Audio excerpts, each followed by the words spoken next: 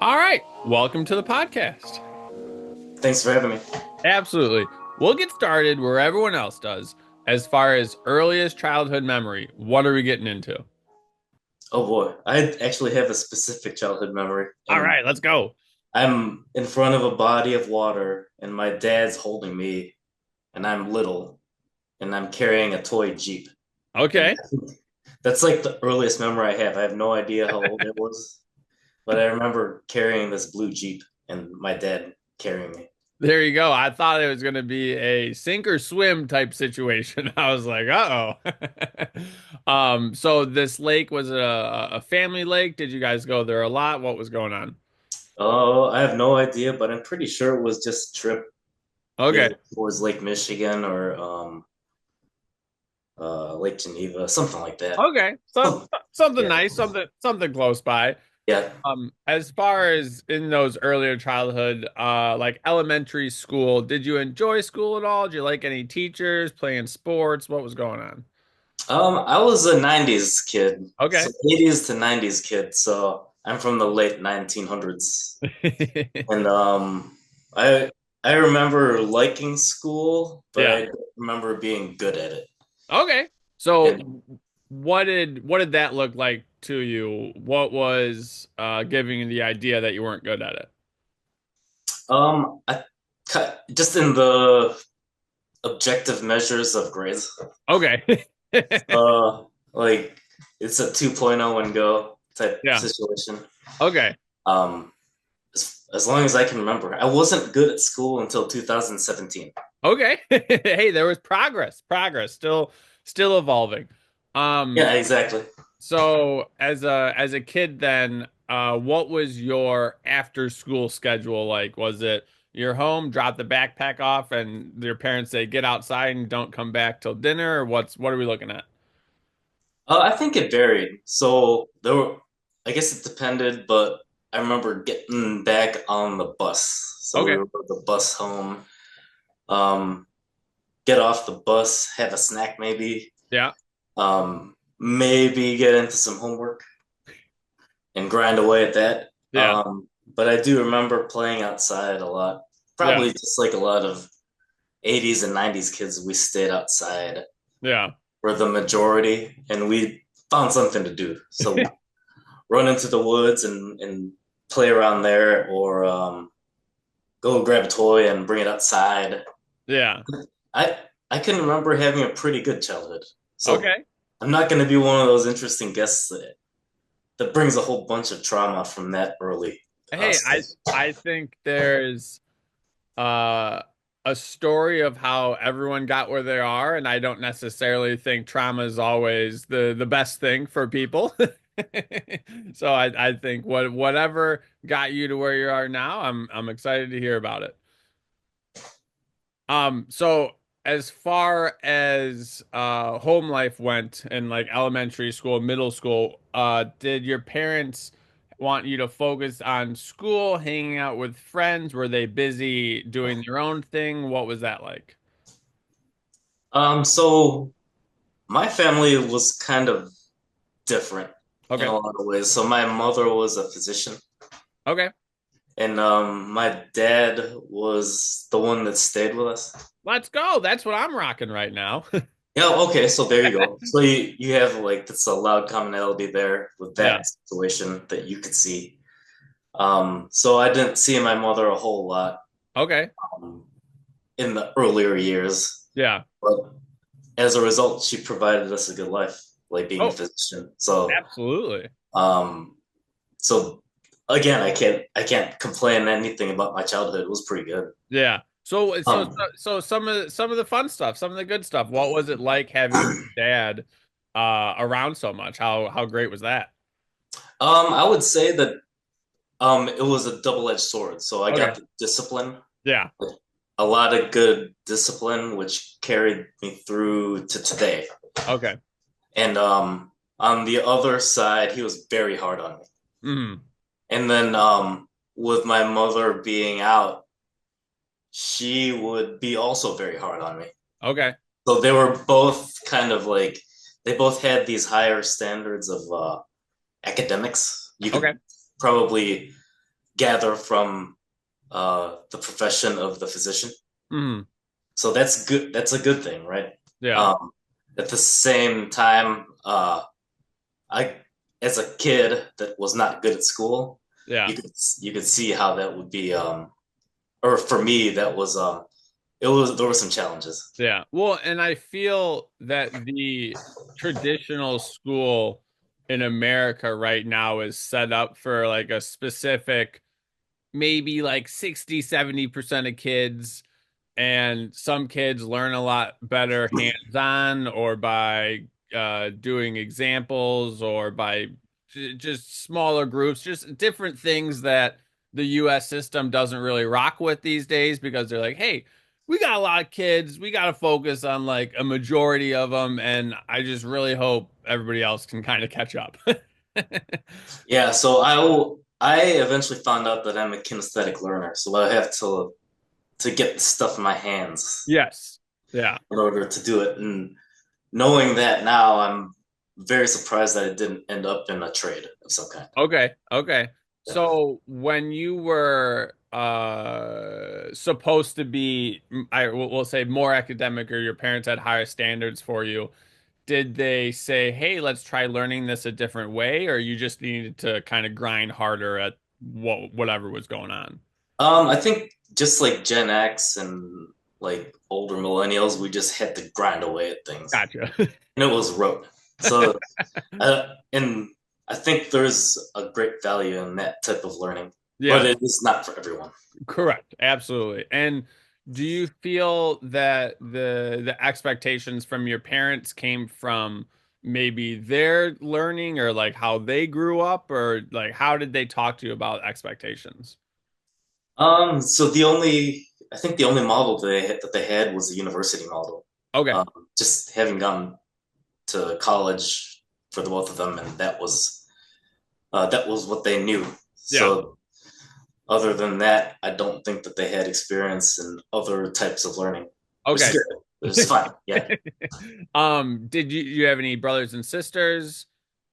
I would be the oldest. Okay. Yeah. So I Okay. have one. I have got one sister. Okay.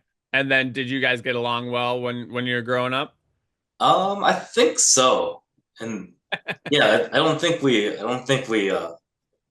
threw hands at all. Yeah, That's pretty good. I think it was pretty. Yeah, I think she and I got along pretty good. Now Yeah. today we're not very close at all. I just don't. I think we have had very different lives. Yeah. Sure. Well, Yeah. I would say my sister is 3.5 years older than me, and I would probably try to fight with her, but she was just too much. I couldn't take her, so I think that kind of kept those fights away pretty easily. Yeah. Um, as far as vacations went, was that a big thing that you guys did? Were you mostly at home? What did you look forward to? Um, I don't think we did much in terms of travel. Okay, Like amazingly enough, I think it was. I think I was just kind of happy and content getting outside and playing some football, playing some hockey, yeah, playing some basketball, riding bikes, okay. uh, going exploring, that Mhm. kind of thing. Yeah. Do you have any memories specifically of exploring where you're like you look back and it's like, oh man, that was great. I'm I do. So I remember the neighborhood that I grew up in. It was developing. Okay. So we were at the end of the cul-de-sac, and eventually properties started being built. Mm, I remember exploring different construction sites, yeah. and when they were empty, like I would go into the houses that were getting framed up or roughed in, and I thought it was like just so interesting to see how things got put together. Yeah. And then also I started to see like the woods where I used to play in. Those started to disappear. Oh no. Yeah, so it was almost like we had construction sites everywhere with building materials everywhere, Yeah. and it and then we just had to find different places to play. Okay. Did But did you I guys was surprised, yeah. did you guys ever get the cops called on you for going somewhere or what Oh, what? I'm surprised that we didn't Okay. because like I remember stealing building materials like for no reason. Just because you could. But then like if it was like a bottle of nails or whatever, I'd put it back because I had no use for it. Okay. What else were you getting into when you were in the forest or something like that? Oh gosh. Now you're making me remember things. So I remember shooting a slingshot at different things while I was in the woods. So I remember picking up acorns and shooting those at things and they would shatter. Yeah. Yeah, that's it's a silliness, but I just kind of remember that. Absolutely. No, I think that's a good one. All right, so you're breaking things with acorns? Yeah, I do remember that. Oh, yeah, I was a knucklehead. I was a little knucklehead. So, I think exploring for kids is great because instead of being told that this is going to happen, you find out real quick. yep, that's right. But amazingly enough, I didn't get in trouble. Hey, that's great. So when you're in middle school and high school, did you have any dreams or aspirations of like, oh, I want to go into athletics or I really like this? What was going on in our head there? I can remember having like a very distinct phase of a whole 3 week period where I was gonna go be a doctor. Oh, let's go. So, yeah, for 3 weeks I was like locked in. I Yeah. remember this very well. Because eventually it just kind of fizzled out. Like Okay, I break, think I think break. I think yeah, the motivation ran out and then I think I was about 16 at the time, so I remember yeah, I'm not really cut out for school, so eventually one of these days I'll end up in the military. Yeah. So break it down for me. What was the initial action that brought us to thinking I want to be a doctor, and then what was the slide? I remember just getting pretty good grades for a semester or two there, Okay. and um, I remember like the semester after that, it just kind of started out like a lot more challenging than I Yeah. remember. And then Ah, this ain't it. yeah, so I think if I had like maybe a better mindset at Okay. the time, like if I had more of a growth mindset at the time than a fixed one, Yeah. um, maybe something could have come from that. Hmm. But everything happens and leads you to where you are now. Absolutely. As far as like eating and health or fitness, what did that look like for you in high school? In the I started out in high school just kind of like a non-athletic regular person. Okay. And then as I got into that first year, I decided I was gonna maybe train for a sport. So Okay. I just started training and I liked that better than the sports itself. Okay.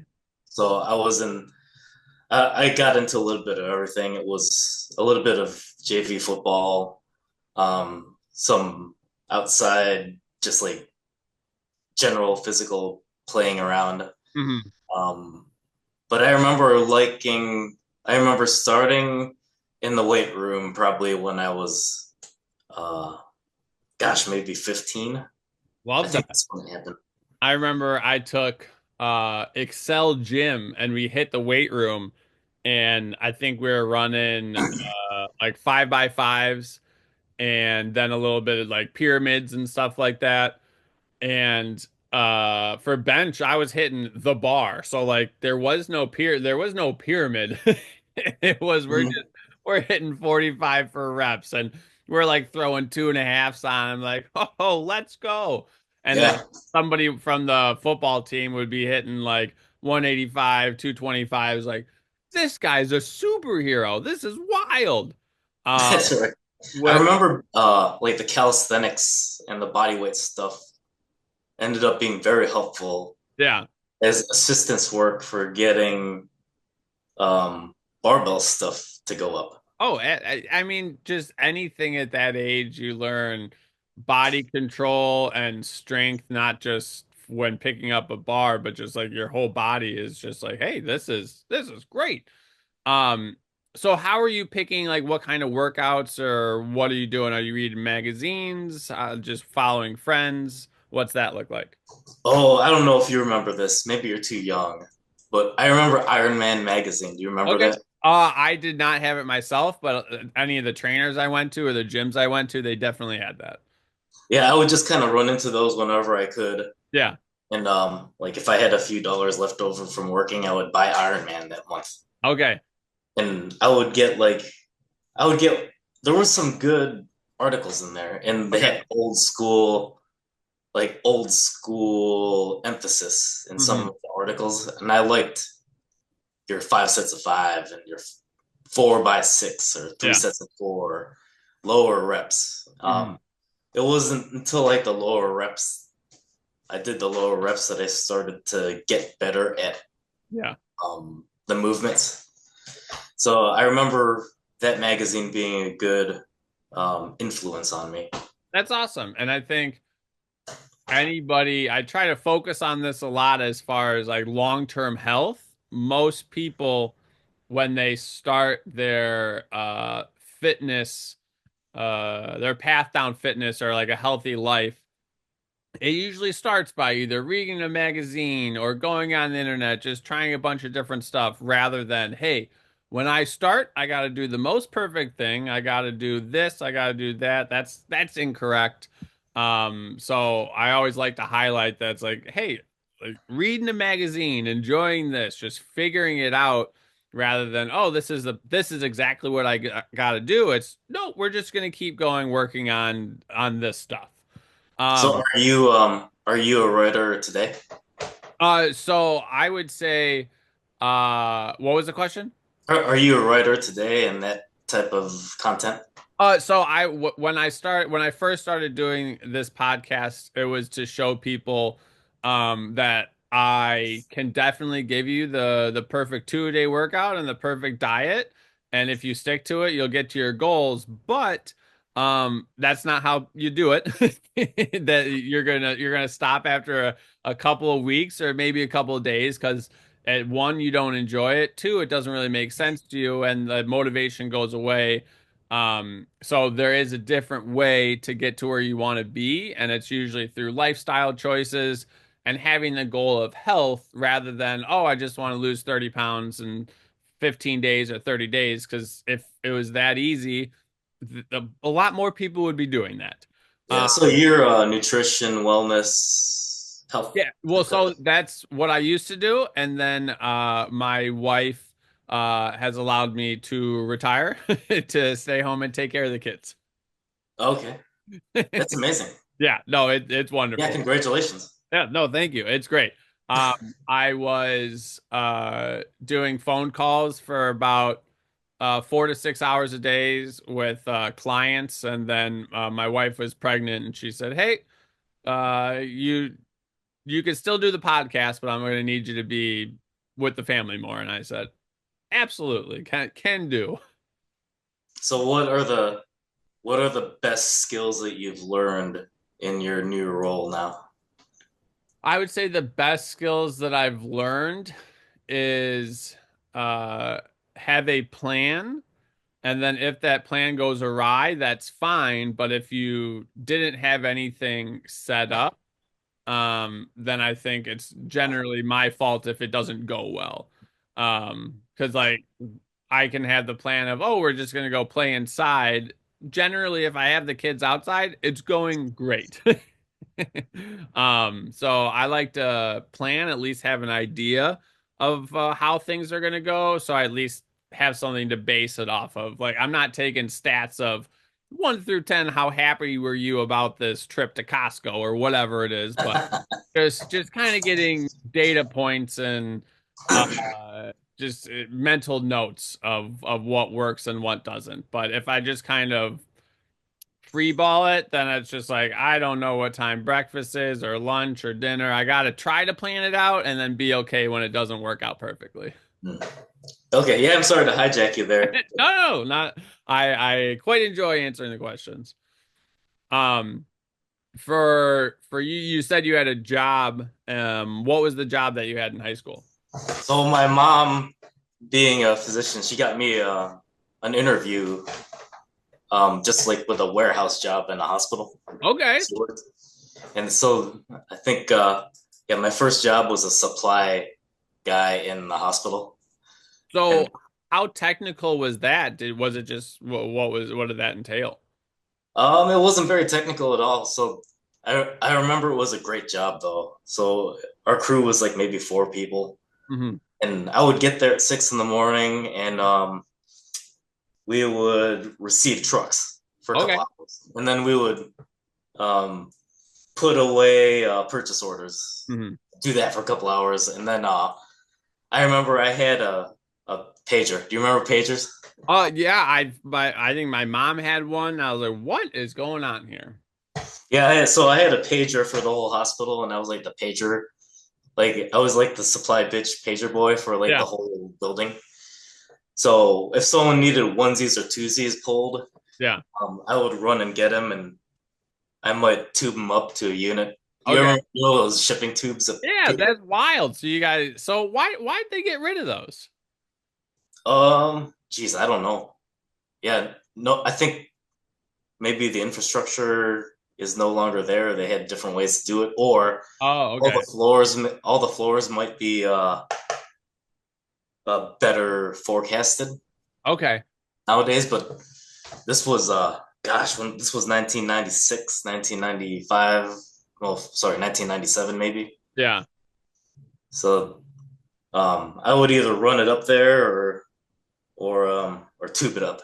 I Okay. remember, So, I remember one of the parts of that job was I had to transport like people that died. oh no, So like as a 16-year-old, 17-year-old kid, I'm seeing bodies like 3 times a week. that's wild. And so like most of the time they would be like completely covered like with a sheet or something. Yeah.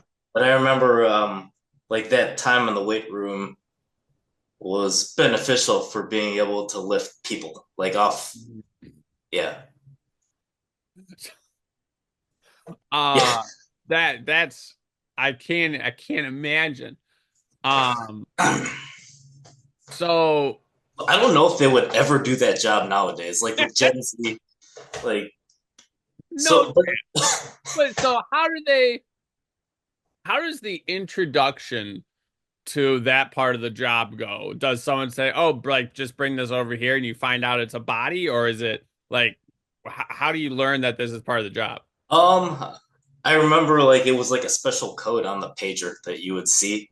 Okay, And then like and then they would give you like a text message on the pager what room it was. yeah, But then someone might call down to the basement where I was, or call my boss and tell them what was going on.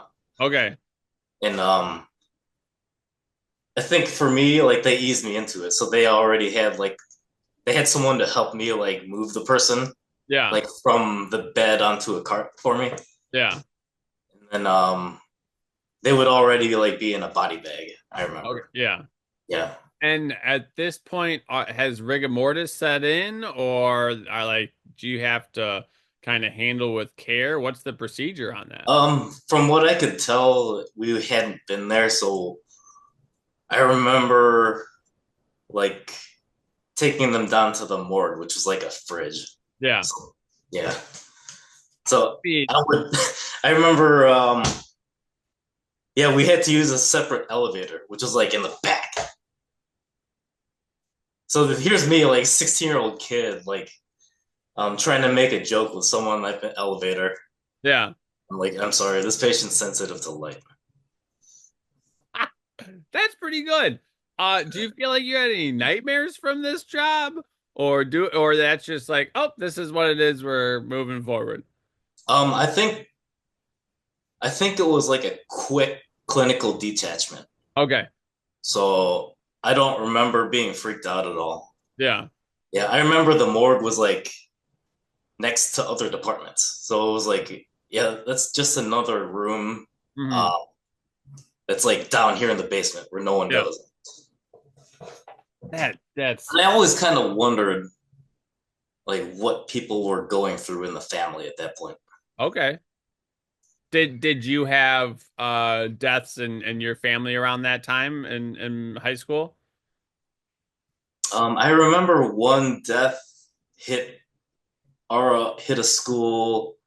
Yeah, it hit our school pretty good because it was a freshman and two sophomores that died in a car accident. Okay. So yeah, I kind of yeah, we were exposed to that early on. Okay. Yeah. Um, so Nothing in my family though, but I remember that was like hard for a whole couple classes. yeah. Yeah, we had one kid that passed away from his it wasn't asphyxiation. He ran around his school and then they just found him and he was blue. Like he just couldn't get oxygen and I played soccer with him. And that I think that was the closest thing I was uh to someone my age dying. Um I think it might have been middle school or high school, but that was pretty wild and surreal. Like I didn't see too much about it. I just like I knew this kid and then he's gone. So it was an interesting feeling. For you when you're getting towards your later years of high school, how were you deciding what you were going to do with your life after that? Um, I think growing up like as a fairly rich kid, it was assumed that I would go to school. Yeah. So I was gonna like I thought about doing that. So I just didn't know what I was gonna study. Okay. So I figured that I would go and figure out what I was doing in the first couple of years while it was general. Yeah. Um, yeah, so that's I didn't have a plan going in. Hmm. I, and I kind of wanted to do like something like doing construction Okay. because I had grown up as a little kid seeing construction sites everywhere, and Yeah. I wanted to swing a hammer and frame houses and stuff. It was stupid, but Hey, hey, I think the big man upstairs was a carpenter for a long time. Um, sure, sure, amen. as far as deciding where you went to college, how did you narrow it down? How did you end up picking? Amazingly enough, I got good. I tested well. Like I was a good test taker. Let's go. So I was able to get in to Marquette University, which is in Nice. Wisconsin, Okay. and and those test scores got me all the way where I needed to be. Like even though like I might have been like a 2.9 or a 3.2, Yeah. um, like the test scores got me where I needed to go. Very cool. I So, remember I remember that being pretty good. okay, were your parents happy about that? Yeah, and I became a business major um, kind of right away because I saw like a lot of my friends going towards that school. Yeah.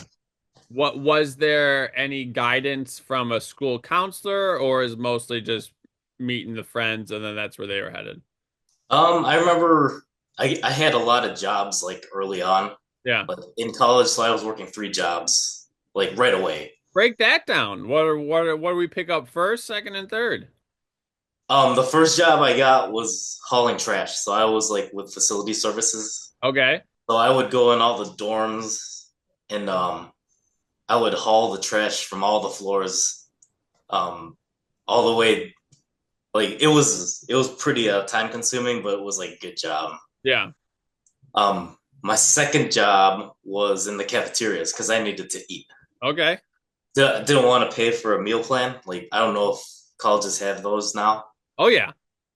Um, in order to not pay for food, I got a job in all the dining halls, Good move. Good move. and and then I was able to put on some masks and eat for free. Yeah. So, and the money that I saved on food, I started investing like Okay. at age 18, 19, 20. Woo. All right, break that down. How are you picking out investments at that age? And also, How on earth did you go about investing it? Did you have to go into an investment bank, or how did that process go? I remember one of my friends in the business school had some vehicles that I could contribute to. Like Okay. it wasn't a Roth IRA just yet. Yeah. Like I got into that like a little bit later, Okay. like when I pulled money from those. Um, but yeah, all I had to do like for my folks is like they would pay my tuition and then I would just have to pay for everything else. Okay. So it was a good deal, I would say. I mean, when you hear someone talking about investing and then they say, "Oh yeah, there was a couple of vehicles," you know that it's going to go well. That's a good move to have at the investing that early. How were you introduced to investing at that young of an age? I think when I went to like some of my first finance classes, Yeah. we got an introduction to financial math, which Okay. we didn't get in high school. So it was good that we got the introduction to that in college. Yeah. I I just don't know what's happening nowadays though. right. I just remember one, it was my geometry teacher that was like, all right, this is how you become a millionaire and you start today. You just need to save 50 bucks a week or we'll just do whatever you can, scrape it. And then at this compounding interest, if you start when you're 16, you're gonna kill it. And I'm like, Mom, I gotta get 50 bucks a week. And then it fizzled. I just went back to playing sports. Yeah. Yeah, as long as I can remember, I always had like the work ethic to get the get what I needed to sustain, and Yeah. then also to pay myself. I Okay. think I think one thing that my mom really passed down to me was being frugal. Hmm. So like I think that's a lesson that I take to this day, and I try to give to my kids as well. As far as being frugal, is it just not buying any wants, or how would you define being frugal?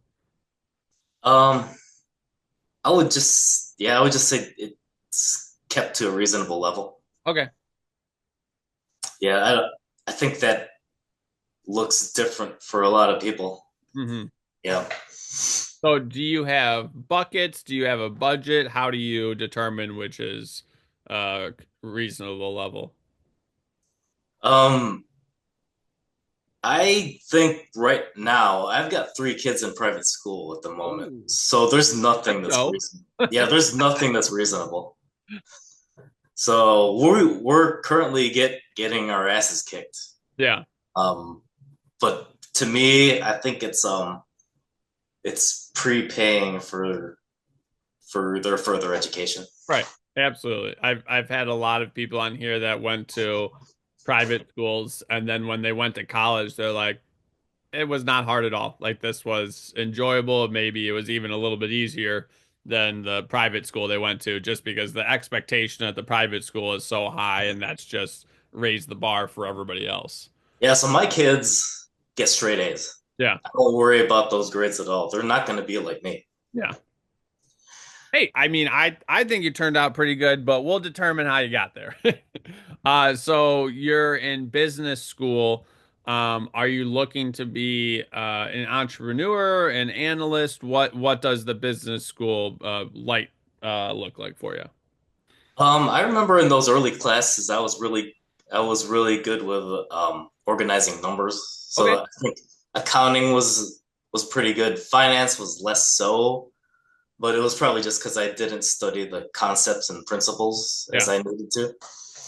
I think op like the operations and supply chain management was something that I found very interesting. Okay. And I would have to come back to that later because at some point when I was in school, 9/11 happened. Okay. So I'm gonna drop everything I'm doing. I'm gonna go get some of that. Yeah. So did you walk to the recruiter? Like how did you what was your next step? So I I just did a little bit of research and I got some phone numbers and I eventually called the recruiter up in where I was in Milwaukee and Yeah. I just made a visit to the office Okay. and they said, "Yeah, we have these jobs and um, we just need you to take these tests and Okay. figure out where you can land." So yeah, some like in 2002, I was in that process of getting ready to go in. Yeah. So how shortly from the time that you took the test were you either boots on the ground or you were signing that you were in the military? Um, I took a little bit more time to to make sure that I was ready to go. So Okay. I was training in the background there, Yeah. and I remember taking the test and doing pretty well at that. I could have gotten any job Yeah. um that I wanted. I chose to be an infantry guy, Okay. so I didn't need the scores for that. But I that's what I did. It didn't like the test scores didn't matter. Like Okay. if I needed 150 to get the highest job, I was at 130. Gotcha. What? Yeah. Yeah. So why are the other jobs need higher test scores and not for being an infantry? The infantry guy is your grunt.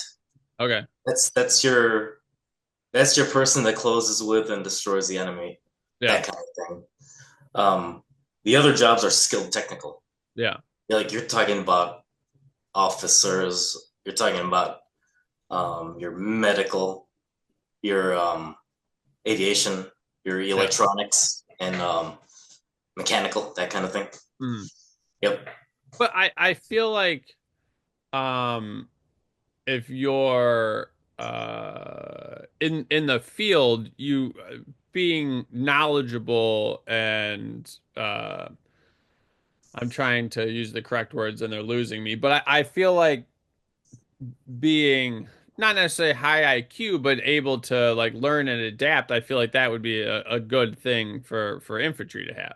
Yeah, and you're spot on. You're 100% right. Because what I came out with after doing that job is an adaptability that you can't replicate anywhere else. Okay.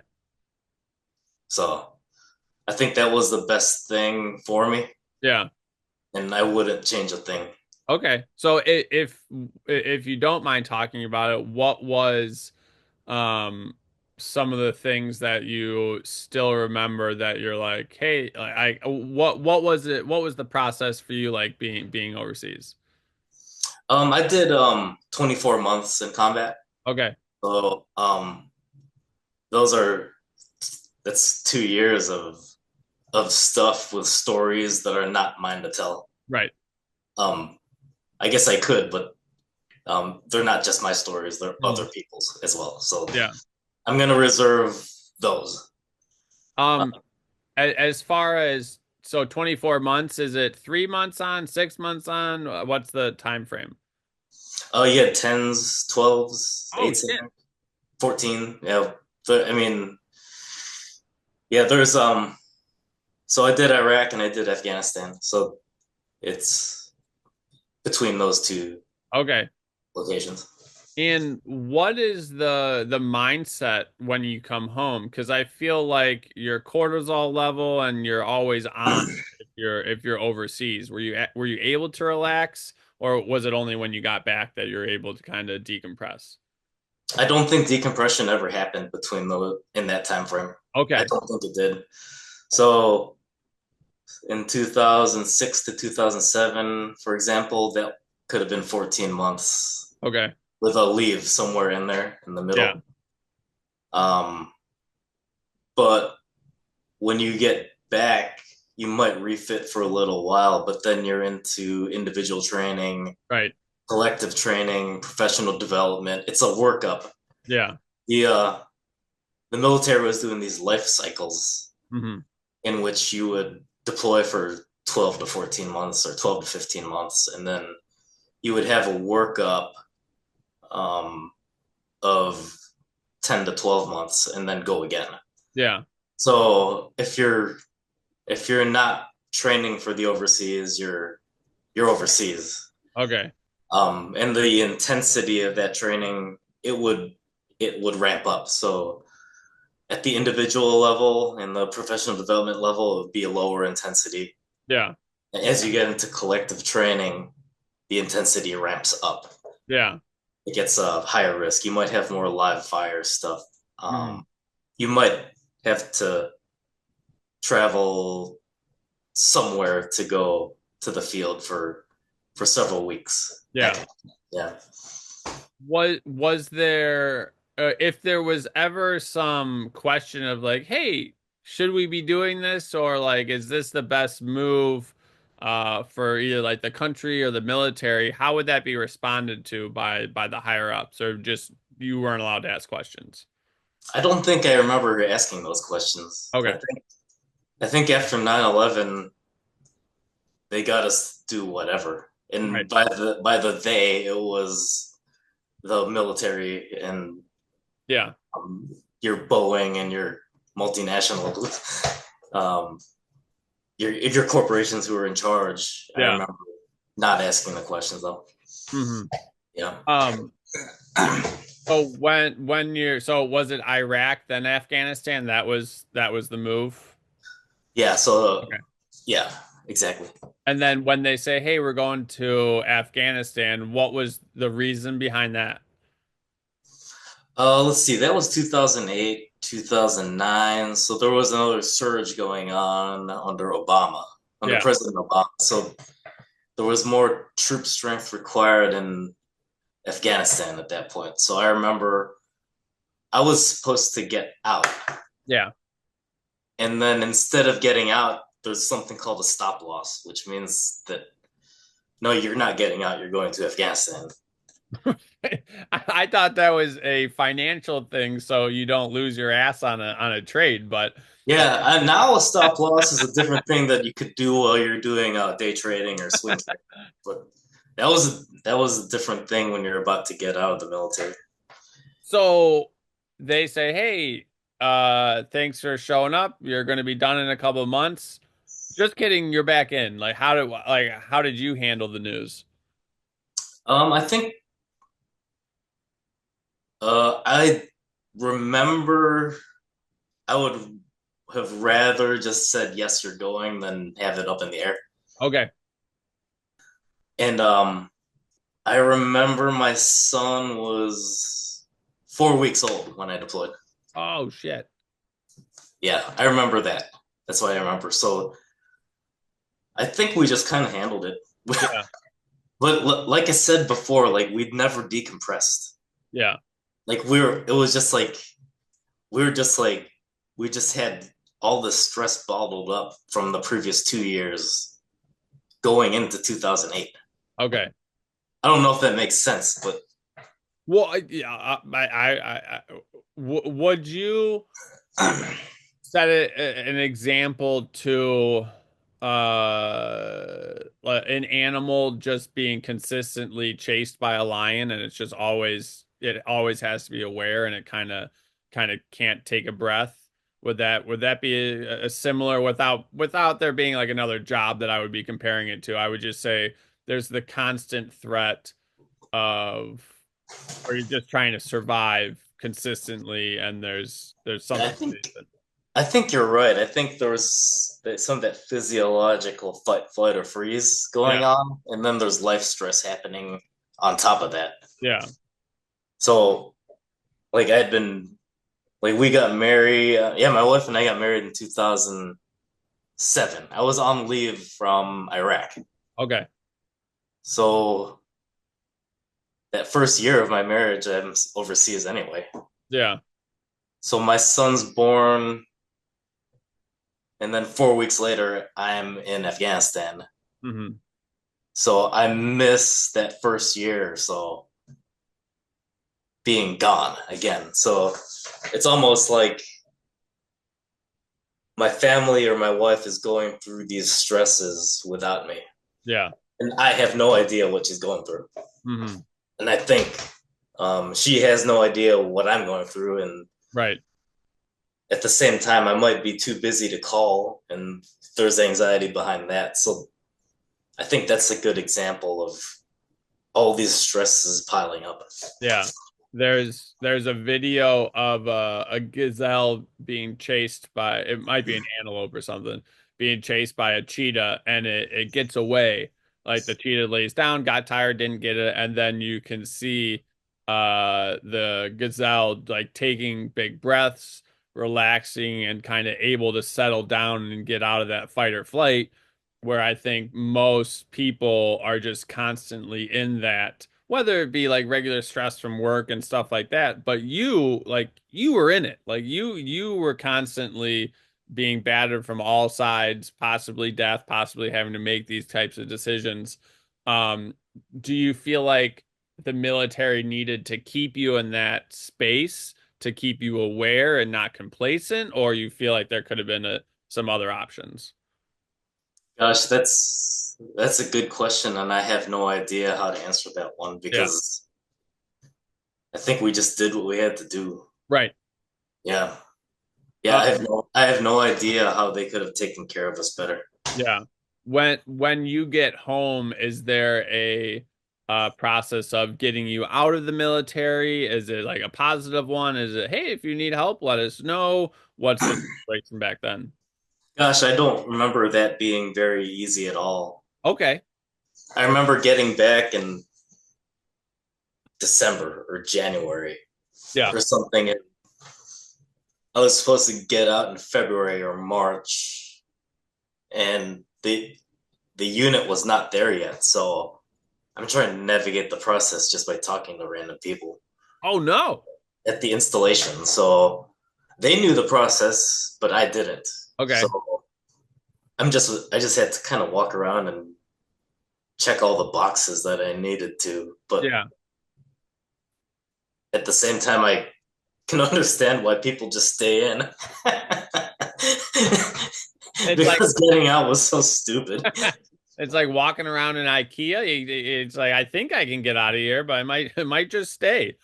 Yeah, Um, I remember we had to go between different buildings based on the department, okay. and the buildings on the post would they wouldn't make logical sense. Like Yeah. building 1257 would be next to building 602, Hmm. would be across the street from 725. Yeah. So you just have to know. Yeah, it made no sense. Um, did you ever have contractors out with you or anything as far as like Boeing or Raytheon or anybody like that? Did they ever come out and chat with you guys? Oh, you mean after, as we're in the process of getting out? Like, Oh, well, no, just like when you were in or like when you were training or doing anything like that. we had contractors all the time to train us on different equipment.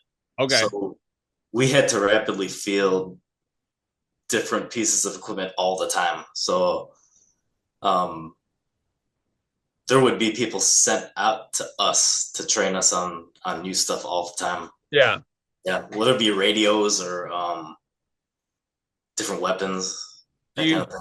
do you feel like it was always an upgrade or were you like, hey, what are we wasting money on this for? Or was there any it was kind of more good than bad? I remember the worst part was the uniform changes because Okay. I remember I'm old enough to have seen like three uniform changes out of the army. Yeah. Like when I came in, we were in woodland camouflage, which is like the green, brown, the black. Right.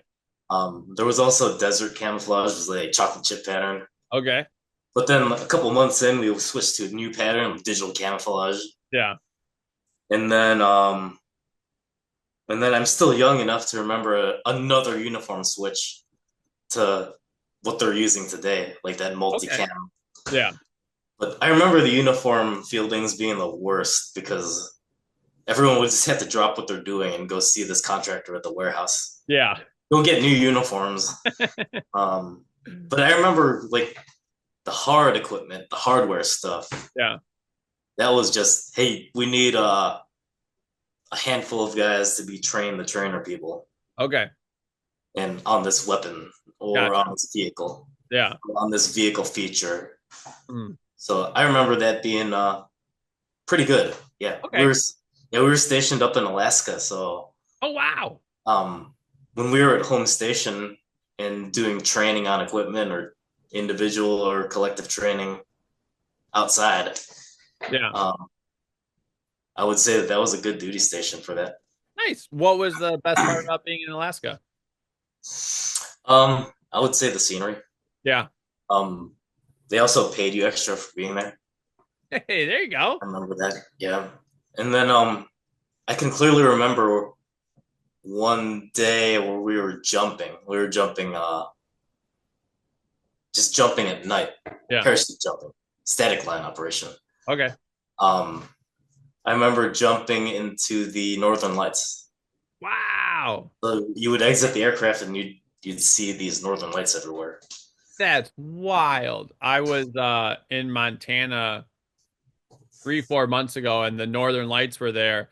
And I was looking up, and like I started seeing people post on Instagram, like, "Oh, here are the Northern Lights," and it's just super vibrant colors. I'm like, "What's going on here?" And then not until I put my phone up did my phone catch all the colors. But I hear in Alaska, you don't need a phone for it. Like you can see it. It's that vibrant. I remember being able to see it clearly and That's being up at the super sky cool. during it. That's Um, wild. and then I remember hitting the ground really hard Oh because no. it was frozen. Yeah. Yeah, the ground was frozen and I remember sliding like 30, 40 feet. Oh man. Well, I got the air out of the parachute Yeah. and yeah, So yeah. what would you say, not necessarily the most memorable, but what would you say was like the most positive experience you had in the military if you were to pick one or a couple? I would just say the people Okay. and going through the adversity with those people. Yeah. And yeah, that was it. So it's really just yeah, I wouldn't change a thing. I Yeah. don't think. So you get out, you have your son who's a little over a year. What does your trajectory on life look like from there? Um, my wife's family is from Aurora, Okay. like here in the Chicago area where we met earlier this year. Okay. Yeah, so we end up in Aurora after we get out because we just had family in the area and I started applying for jobs because I'm on terminal leave. So Okay.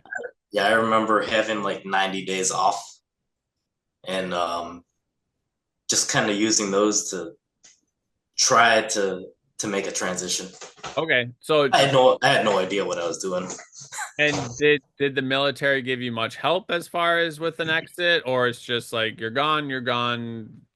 Thanks for serving. I think it was more of the latter. Okay. So the unit has their own things going on, and I think the people were getting ready to go to their next assignments. Yeah. So they didn't care about us if we were getting out. Yeah. So we had handled that process in January already. So Okay. like I had already made my exit, Okay. and yeah, they didn't even. I don't think anyone said thank you. Yeah.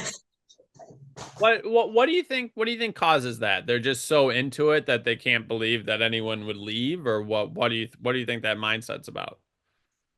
Gosh, I don't know, but it was a common mindset where people that were in would just kind of rip on people who are getting out. Yeah. Um, and I don't know what happens in the culture to do that. Yeah. I mean, maybe it's a retention thing, trying to keep as many people as they can. That's what they have to instill, or that's just trying to be a part of a clan or a group to keep everyone there. It might be just the default setting for people is like, hey, why would you want to leave this? Um, as far as more of a tough subject for the military, there's a lot of suicides, especially from men out of the military. Um, how do you um how do you handle that when you see that going on? I think overall, like just to put in perspective, um, if we had 60 casualties during Iraq and Afghanistan, Yeah. um, like I have known of 10 suicides from the unit. Fuck. So, I mean, you can get up to 10% or more of your casualties even just increased because of suicide. Yeah. And it would be people that were otherwise squared away. Mhm.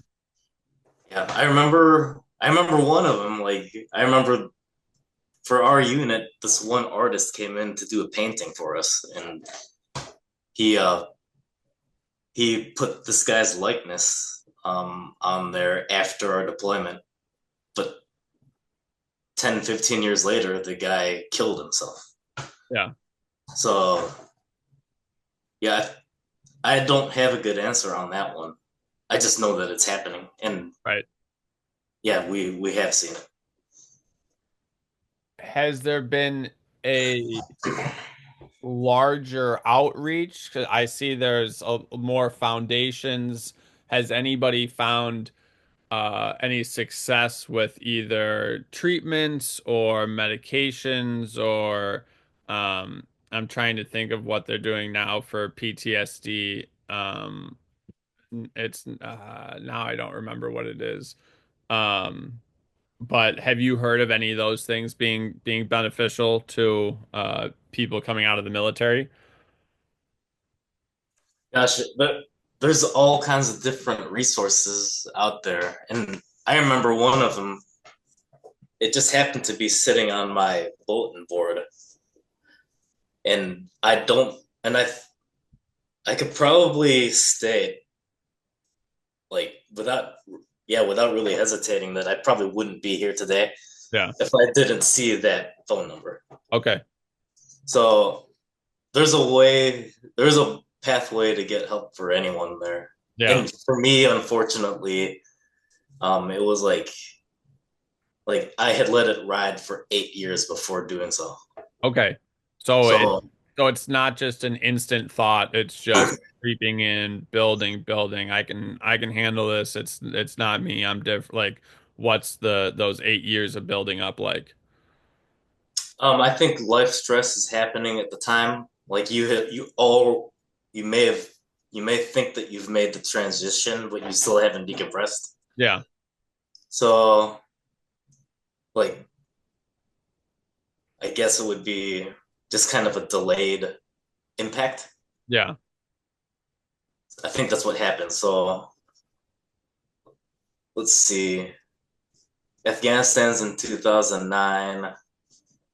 I get out in 2010. I hit rock bottom 5 years later. Okay. That's how it goes. Yeah. And I So don't know. It's not like that for everyone, I don't think. yeah. So as far as the thought process goes and the number you called, was it just um what were they able to do for you? I was connected with the DuPage County Vet Center through there. Okay. And I went through just like a therapy for 6 months there. Yeah. And it was right by our office. I used to work on Eola Road. Do you know where Okay. that is? Yeah, yeah, yeah. So I was working for Conway Freight Okay. over on Eola before it was XPO. Yeah. And I remember there was this one other veteran in there that overlapped with me in Iraq. Okay. So he and I had offices on the back wall of this warehouse, Yeah. and we found out that we had been fairly close to each other during our deployments in Iraq. Yeah. So we connected, Hmm. and he actually connected me with his therapist that saved his life. Yeah. And she had been, yeah, her name is Barb. Barb had been donating her time to give therapy to veterans. And I think it was through her um, that was really the help that I got. So it was a private individual Right. and not the VA that gave me the help that I needed. Yeah. And would you say her best skill was just able to listen to you without judgment, or was there a technique that she had, or what was it that got you through? I think she just had more experience Okay. with these veterans. So the other guy that the guy that connected me, he came from the 10th Mountain Combat Veteran. Mhm. I came from 3rd of the 509th, so 24 months in combat. So that's the kind of audience that she was used to already. Okay. So does she give you actionable items? Does she give you just like a place of safety? How does the mindset change? I think it was more of the former. So just being able to go through your experiences Okay. um, chronologically or however that may be Yeah. to jar something loose. I don't know how to explain it. Yeah, no, I mean I would say shit, like 60% of the guys I have on the podcast have thought about suicide and just nobody talks about it, even though everyone's dealing with it. Yeah, But and that's not a veteran problem. That's a male problem. 100%, 100%. And that's just something that I hope this podcast and getting it out there will help, but also just people in general being able to talk about. I mean, it's feelings. We all have them. It's okay. But society is that there's some reason that they're not allowed out yet. Yeah, for your show notes, I'll link you to the Illinois Warrior Assistance Program Absolutely. and also the DuPage County Vet Center Okay. Phenomenal. Yeah, no, because those are the two resources I think by which I would not be here today. okay, I love that. Yeah, we'll have that in there. And we're gonna start wrapping things up a little bit, so get you back where you need to be. But when you get past that moment in time and things are more so looking up, what do you look to do with yourself at that point? Are we looking on, oh, I want this for my business life, my family life, my physical fitness? How do we pick what's next? So at that point, geez, I've got three kids already. So Yeah. like the first two were like semi-automatic. So Okay. let's see, my son, he's 1 year old, he's less than 1 year old when I'm in Afghanistan. Um, my wife and I get pregnant again while I'm on leave from Afghanistan. Okay. My daughter comes out uh, and I get out of the military a few days after she's born. Okay. And then in 2012, we had a third. Okay. So I'm in the dad life at that point. Yeah. Yeah. So yeah, just like you, I'm a dad now. Yeah. That's So what I want. I just kind of want to replace my wife and I. So we're above replacement right now with three kids. yeah. What are your simple joys when it comes to raising your kids? I think just kind of remembering that right now is the good old days. Yeah. Yeah, so I'm involved with as much as I can now. Hmm.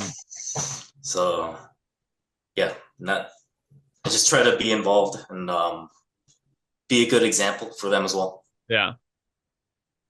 Yeah, I think the example part is huge because you can tell your kids as much as you want, and they may hear the words, but it seems that they learn much better from an example. They're like, you could tell me this, or you could show this is what is actually necessary. I So mean, I don't do everything perfect, but yep. we just kind of muddle through.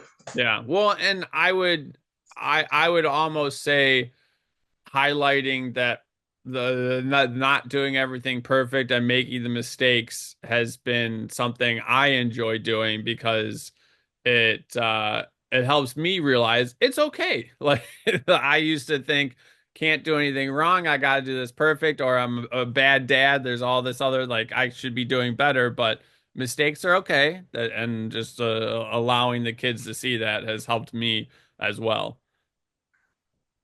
Um, So, as far as getting into F3, how did you get started and why did you get in there? um, I can remember I was at a birthday party for like one of my daughter's softball teammates. Okay. And then I remember running and I made acquaintance with Pig Suey. Okay. Nice. So Miles tells me about this thing called F3 and he was going to be queuing at the bully the next day. So Okay. there was no emotional headlock. There Yeah. was no discussion. I just showed up the next day. That's awesome. Yeah, I would say I was very active during the COVID times, and then the CrossFit gym I was going to is closed, so I started coming to F3. So I make it back every once in a while. Would you like to say hi? Hello. Um, but I'm doing a race coming up, so I think I'll be showing up to more runs. More Okay. run club. So tell me what you're training for. So a buddy of mine signed up for a half Ironman in December, and I was like, okay, let's give it a shot. How are you getting your pool time in? So I just joined the pool in Aurora, the not not Peg Bond, Vaughn Center? the Bond Center. Yeah. Yeah, Yep. I'm a member there too. Oh, do you swim? Yeah. I don't swim, but I'll be up in the gym.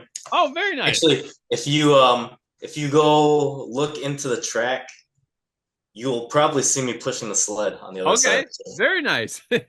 I'm usually there at like 5:30 or 6 because I'm trying to get all the training in during my regular CrossFit time so that I'm still home for the kids. Sometimes I miss it.